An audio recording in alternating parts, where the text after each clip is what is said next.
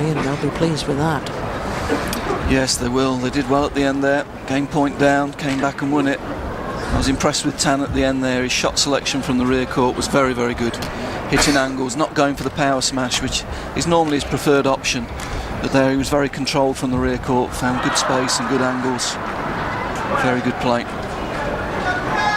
Just be interested in this second game to see how much of an effect the ends will have.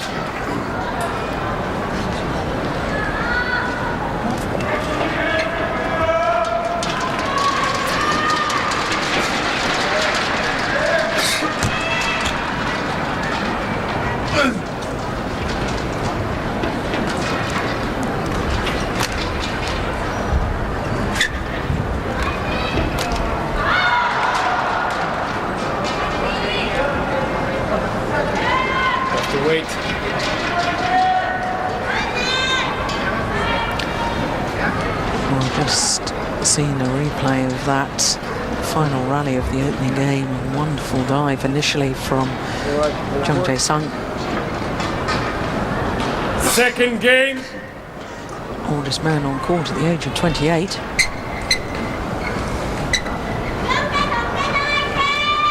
Lovell. Late. So the number 2 seeds, Koo Kian Kiat and Tan Boon Hyung of Malaysia. Well, one love by having taken that opening game.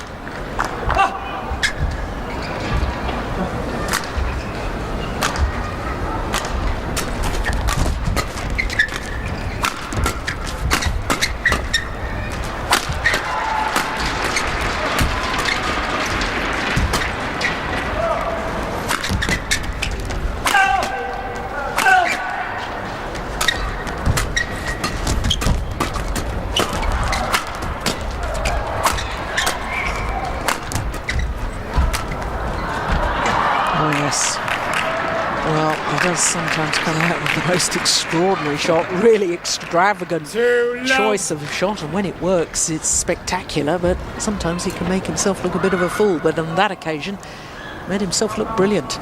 I'm not sure the crowd really know what he did there. There was complete silence after that shot, and it was something quite special, I have to say.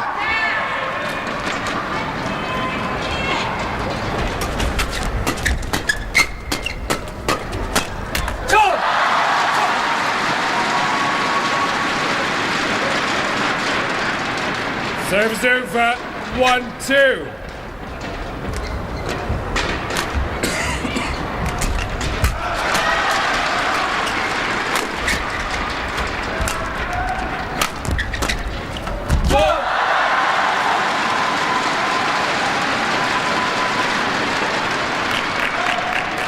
Two all.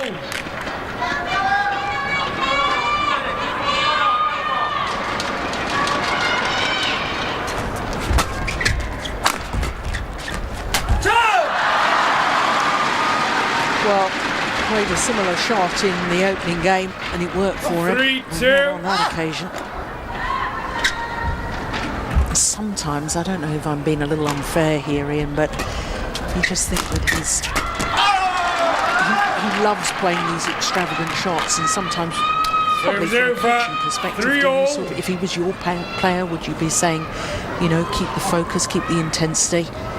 He's a flair player. I think you've got to let him make his own decisions to a large extent, but that's the frustration of Koo. An unbelievable cross net, and then misses a straightforward block from above the net 2 points later.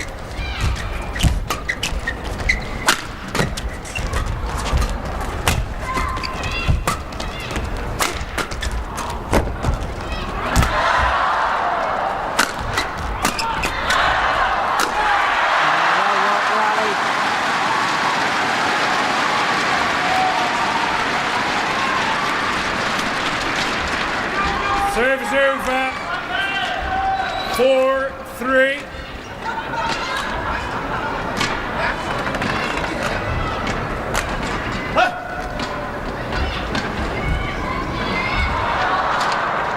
It's always very interesting to me and to see the speed of these players' smashes, because that one from Lee Yong-dae, 250 kilometres an hour. It was the angle and the placement that did the damage.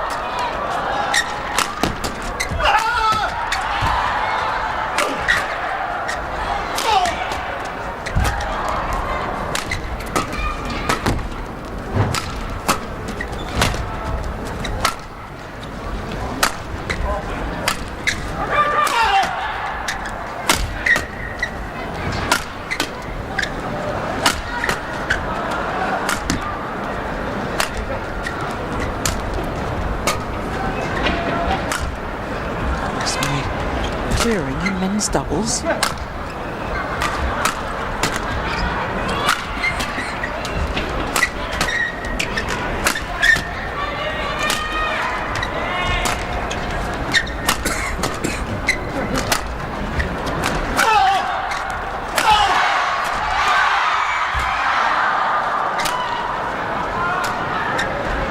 It's an unbelievable rally.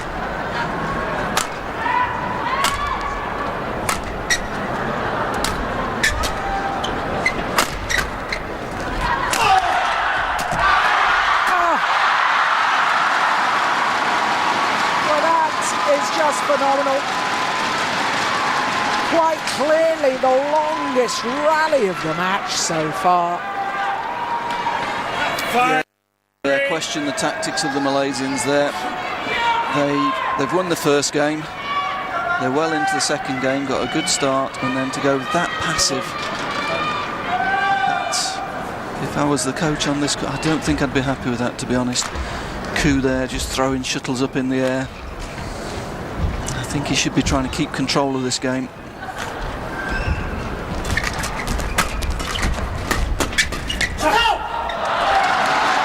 Back to your previous point, Joe, about the speed and the angle of the smash. It's the angle that counts. What the Malaysians did so well in the first game, particularly Tan. Tan's the hardest hitter on court, but he won more points with angle and drops because of the threat of the power. And there they've just been giving the attacking opportunities away, which surprises me.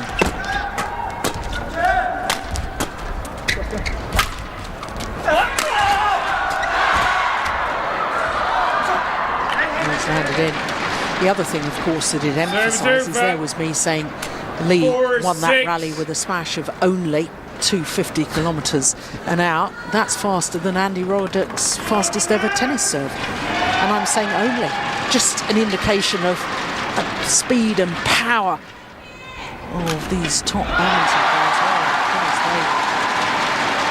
That was close.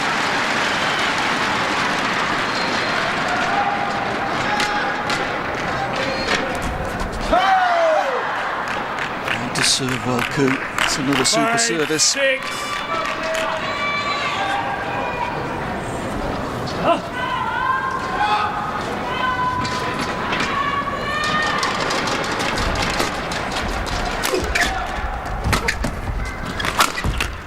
That's much better to me.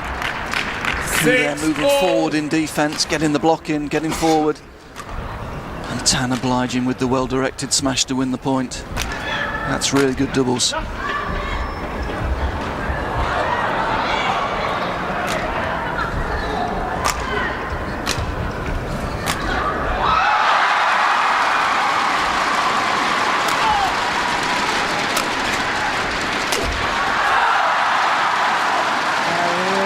Physical effort there from Lee Yong-dae.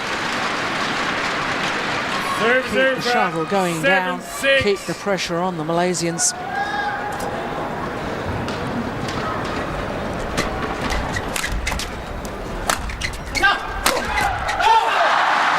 again there. Yeah, nice variety from Lee Yong-dae, really directing his smashes very well, playing very thoughtfully from the rear court.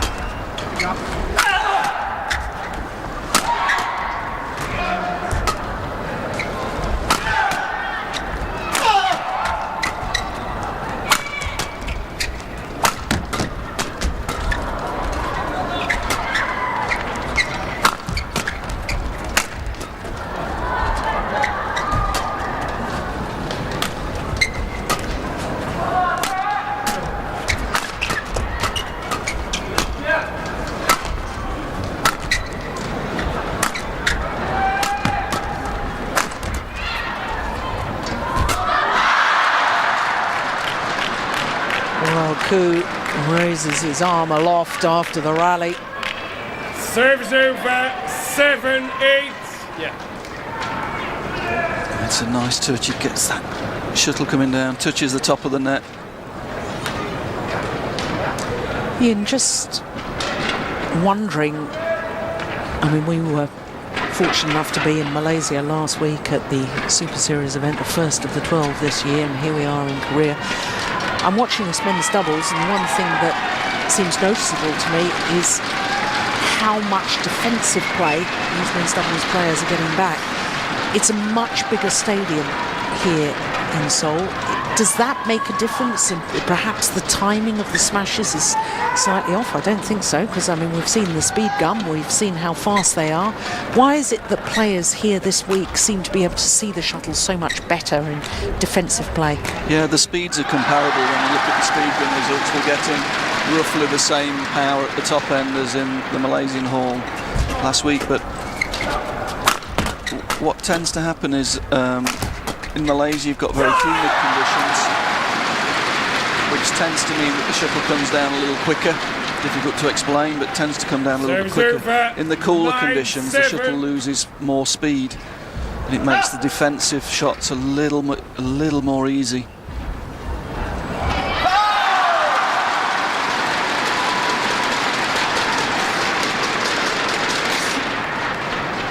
Service over, 8-9. You're right, the size of the stadium, the size of the arena floor also sometimes has an effect. This is certainly a much bigger arena floor than last week in the more compact Bukit Jalil Stadium in Kuala Lumpur.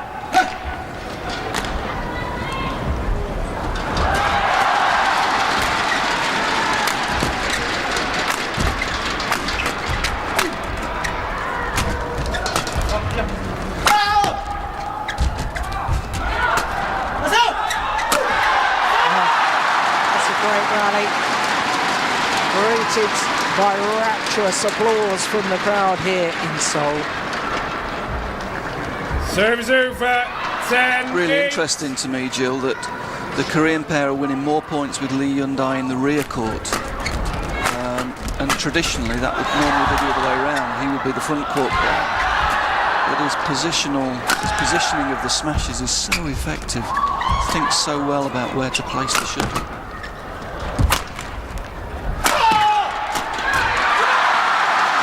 Reads the game pretty well too, because that's where we normally see him, in that front court position. And it's the defending champions who have the advantage at the mid-game interval. Yeah, the channel attack down the centre of the court, dissecting Koo and Tan.